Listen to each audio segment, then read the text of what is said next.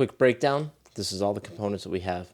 The Rosewill cullinan case, ROG Strix x570-i mini ITX board, EVGA 700BR power supply, the Ryzen 9 3900X, Corsair Mp600 500GB 4.0 PciE Nvme hard drive, Thicc 3 Ultra by XFS, the G.skill Ripjaws 5, 32 gigs of RAM. For monitor, I went with the Msi Mag24 144Hz, 1 millisecond response time. Total for everything here is $1,500. I think I did pretty good considering I got over $200 or $300 in Best Buy points.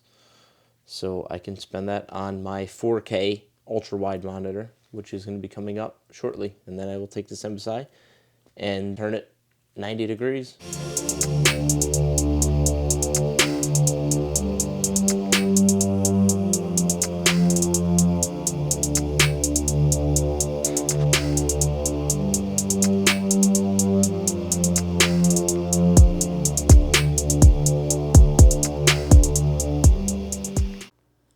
They include the mesh for the top. There's a mesh on the side for the power supply. And they have mesh in the bottom of the case. But for some reason, they don't have mesh on the front fans. On the back side of the case, we have provision for 4 2.5 hard drives, or 2 2.5-inch and 2 3.5-inch.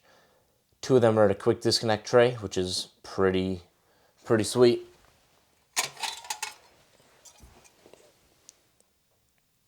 Comes out relatively easy. Goes back in relatively easy. I still have some management to do on my cables. I don't have my VGA card in there, but when I put it in, everything will be zip tied up and done nice. For the power supply, we went with the EVGA 700BR, 80% bronze rated. This was only $59 at Best Buy. They had it on the shelf. It was on sale. It's not modular, but with this kind of case, you could tuck the wires in the back and nobody's ever going to know they're there. Asus ROG Strix 570-i gaming micro ITX board. Figure you get a small form factor board just in case I want to put it in a different case in the future, so it could be more portable. This board has 2 NVMe 4.0 slots, 4 SATA connectors, only 1 PciE slot 4.0, but I don't really see the use for having anything else. It has a 20-pin USB type 3.0 front panel connector. There's not really much that I don't like about the board other than where the HD audio connector is. It's a little cramped in there. The CPU cooler is rather large for the board. It's a little tight to get the one clip in, but there's no complaints. This little guy has 2 fans on it, one for the VGA chipset and the NVMe drive, and then for the VRM, it has its own separate heatsink and cooler. It's an 8 plus 2 phase VRM. Should be able to handle this 3900 very well. The second NVMe slot on the Asus x570-i is actually on the back, and you would maybe have to take the motherboard out. You can access the screws, however. I'm not quite sure if you could slide it in. I don't have much experience with that, but adding another hard drive in this should be maybe a breeze, or it could be a pain. On the I/O panel, you have HDMI 2.0, DisplayPort, Type-C USB, 3.1 and 3.2 USBs. The USB kind of confuses me. A 2x2 network connector, Wi-Fi 6, and on the inside it has Bluetooth 5, if that matters. And you have your line in, line out, and mic in. You can actually see the little fans in the back for the VRM chipset and the VGA chipset. It's very, very well thought of. I love it how everything blends in together on this with the black and black and black. For the RAM, I went with the Ripjaws 5 by G.skill, ddr4, 3600 megahertz clock speed. For the processor, I'm using the Ryzen 9 3900X, base clock of 3.8, boost of 4.6, 12-core, 24-thread processor. Originally, I was going to go with the 37 or 3800X, and I could not sleep at night knowing that there was a 12-core out there. There's no way I would be able to have an 8-core, especially for all the video editing I'm going to be doing. And this camera does 6K raw footage. I didn't want any bottlenecks whatsoever. Having the 4.0 PciE slot with the Nvme, this thing is going to be blazing fast. We got this for $449 from Best Buy. Most of my purchases have been through here, like I said before, because of the points.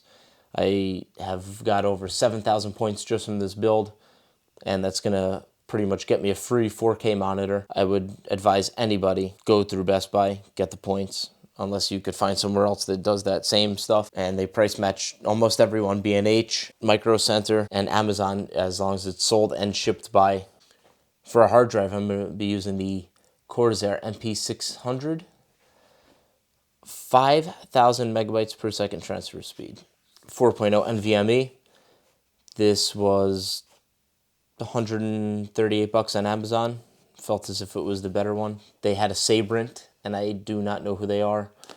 I believe Gigabyte makes one as well, and I don't really know much about them. I know Corsair has been making pretty good products for a while. For the graphics card, we went with the Xfx Thicc 3 Ultra. The clock speeds come in at 1810 base and 2025 overclocked. 2 8-pin headers on the board.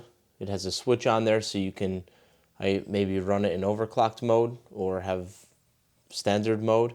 They have the revised version. This has 3 fans on it.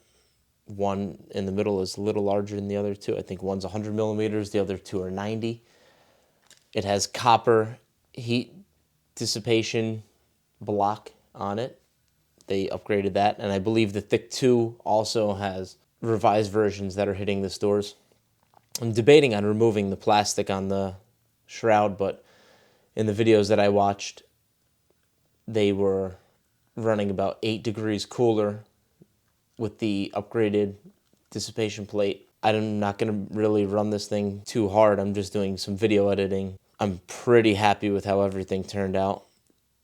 I do not understand how this thing fits in there. I had to literally remove the front fan just to get it to fit. But it's pretty cool because the fan is blowing into the card.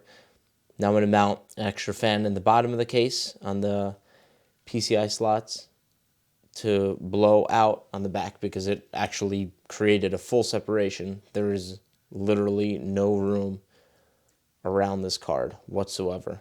I will have to invest in 90-degree connectors as the power supply is touching my glass. Luckily, the glass on the left side of the case is off about 1/2 of an inch or 3/8 of an inch. I got it on Best Buy, $389.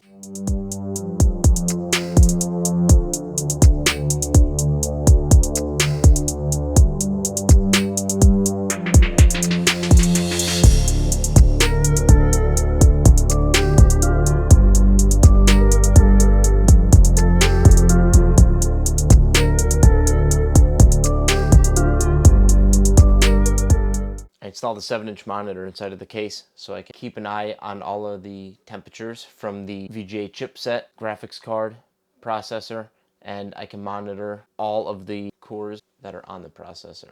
It was a pretty simple install. All I did was run the wires out of the back of the case right into the VGA card and to the rear USB port.